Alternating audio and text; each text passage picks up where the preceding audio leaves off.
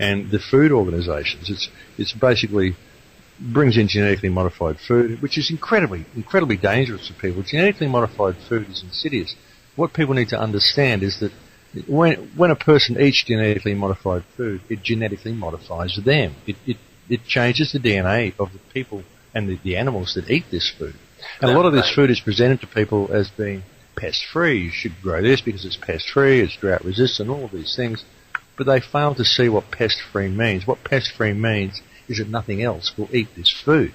And that should be a pretty clear indication to these people that there's something seriously wrong with this food.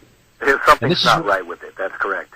Well, the Codex Alimentarius, the Commission, has two committees which impact nutrition. One of them, the Codex Committee on Nutrition and Foods for Special Dietary Uses. Now, this is chaired by Dr. Rolf Grossglass, a physician who believes that nutrition has no role in health. This is the top guy for Codex nutritional policy, and he has stated that the nutrition is not relevant to health. Well, that's like saying that light isn't relevant to being able to see, really, isn't it? I mean, eyes aren't relevant to having vision. I mean, it's complete tripe. You've got to wonder how this man got to be a doctor. I mean, you'd think that you'd need more than 2 brain cells to become a doctor, and it doesn't really sound like he knows how to even think properly. I don't even know how to analyse some of these people anymore, Zach. They're just idiots. They really are. I don't know how they've got into positions of power. To make a statement like that, it defies analysis. It absolutely defies analysis. It sure does, and I'm behind you 100% on that.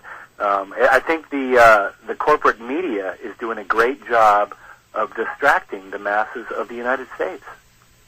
Oh, absolutely. Absolutely. Well, that's exactly what the media is designed to do. The media is not designed to give people information or to keep people informed. It's designed to cloud the truth and lead people down the garden path, basically. It's designed to teach people what to think and desperately keep them away from how to think or thinking for themselves. It's designed to give you a very, very contrived and very controlled view and lead you in a certain direction. That is the sole purpose of the mainstream media. And half of the reason why the world faces the problems that we face is because 80% of the people only get their information from the mainstream media without any investigation by themselves. I believe that's a situation that also needs to be very much remedied.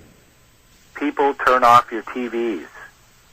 Oh, yes, absolutely. I mean, absolutely. Throw a brick through it. Just throw it away. Use it as an anchor on your boat. Absolutely. Well, that's about all they're good for, really. Yeah, right. Because, everywhere you look, I talk to people and, they want to watch the next segment of Friends or the Lakers. And don't get me wrong, I love sports. I love the Lakers. They're my team. But, when the Lakers recently won, there was riots in the streets of Los Angeles. Now, how does that make any sense?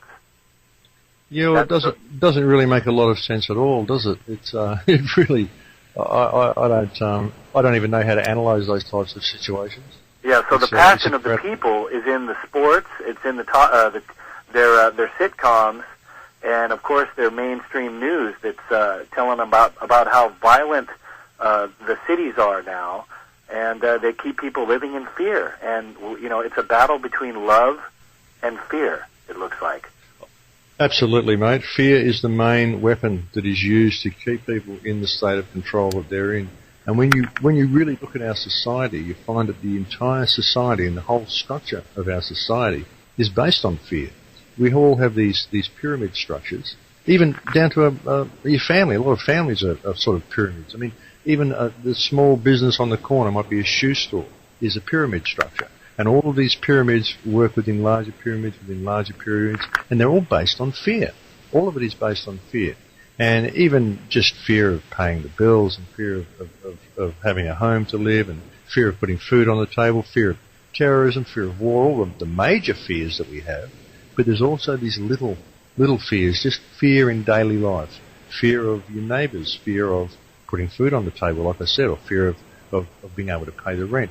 These are constantly dripping in the back of our minds. This is the way our society has been structured. And it's a very, very disempowering state to be in.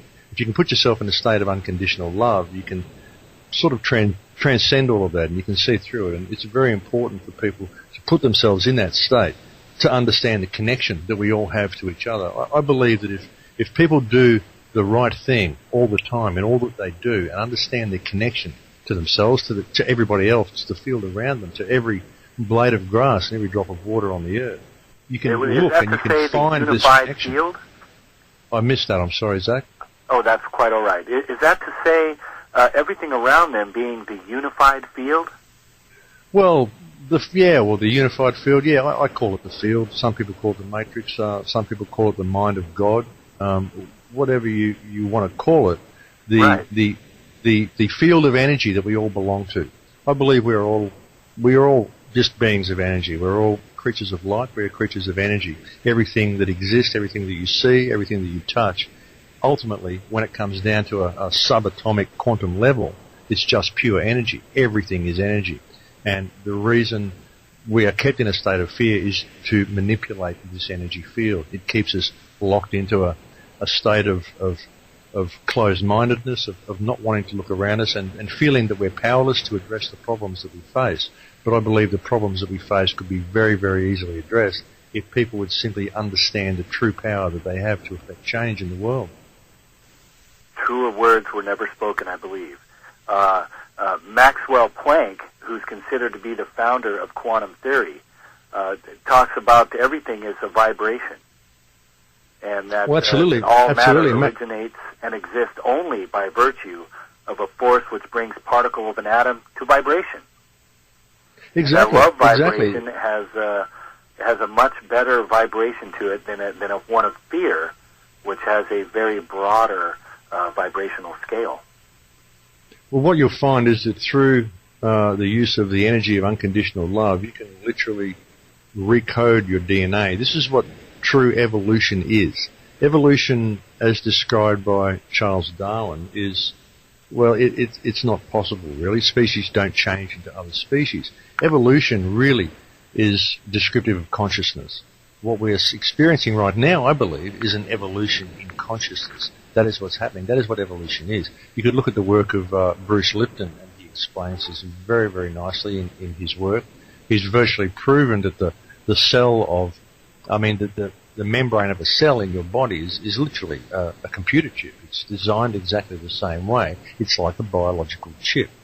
And when you understand how this energy works, you can literally go in and you can change your own genetic structure. I believe this is what evolution is, and I believe this is what's happening to the world. As the Schumann cavity resonance rises, so the organisms become more and more complex. And the consciousness is also part of this resonance, this overall resonance. And I think it's very, very important for people to look at this stuff, or at least acknowledge that this is how it works, and acknowledge that everything is simply energy, and understand how to use that energy, and be very, very aware of what energy they are centering themselves in. Because there really are only two types of energy. Well, there's only one, but we bring it in and we create either polarity, and which one we see as love and one we see as fear.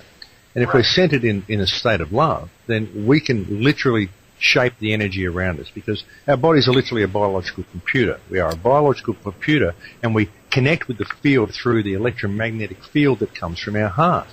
And when you're in a state of unconditional love, you can charge the field around you with your heart energy, with that electromagnetic field. See, if you think of everything around you that people think is empty space, is not actually empty space. It's pure energy. We bring this energy into our DNA and we precipitate the physical matter of the body, and then we replenish the field around us with the love energy from our heart, or the fear energy from our heart, with our emotions and our intent, and we replenish the supply, and then people around us have that energy to draw into themselves to create their reality. So if we're replenishing the field with negative energy or polarized energy, then that's the energy that everyone's got to draw on to create their reality. If you put yourself in a state of unconditional love, what you find is that you don't have to draw energy from the field around you. You can get it straight from the source, straight from the Creator, and you can charge the field around you with totally fresh, new, positive love energy. And this, I believe, is what is shifting the consciousness. I really do believe the consciousness is shifting, and it's not from my films or from talks by David Icke or whoever. It isn't from information that we're putting out there. It's because more and more people are waking up and they are charging the field with positive energy, and it's just causing the consciousness to awaken. I really, really believe that's what's happening. I believe you too, Max. Now, would you say that this great campaign of fear propaganda is an attempt at the powers that be to keep us weak? Oh, absolutely, absolutely. And I don't believe what they're doing is an aggressive action. Even with this swine flu pandemic that is completely contrived, I don't know if anybody hasn't looked into this, go and have a look at it. Go to my website, thecrowhouse.com, click on swine flu action and have a look at what's going on with this swine flu. But it's absolutely, this is all being done defensively, I believe. I think they are doing this because they have to do it, because the consciousness is waking up so much. Now, I really believe that the controllers of this world are running scared. I really, really do.